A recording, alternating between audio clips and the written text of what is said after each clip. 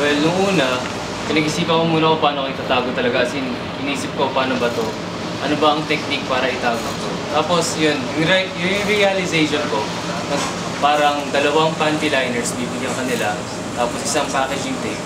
So, nag-invento ako ng mechanism para yung mechanism na yun yung magsusupport dun sa balls ko at dun sa yung ulo. Para kung sakaling pinat ko siya, edi hindi na siya masasaktan kapag dinikit ko na yung packaging tape dun sa likod ng puwet ko.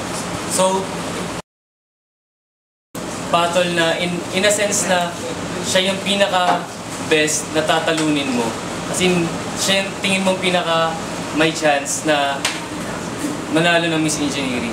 So, ang pipiliin ko ay si Miss IE kasi hindi naman sa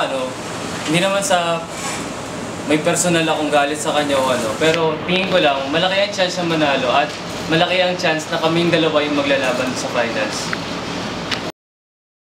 Tapos ang Miss Engineering para sa akin is siyang malaking experience.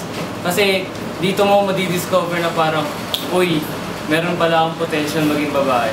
Pero nadidiscover ko yung mga limits ko. Parang ito kaya kong gawin, ito kaya kong ipakita. So, ang Miss Engineering, isa siyang malaking pagbabago. Kumbaga, kung sumali ka dito, maraming magbabago sa buhay mo.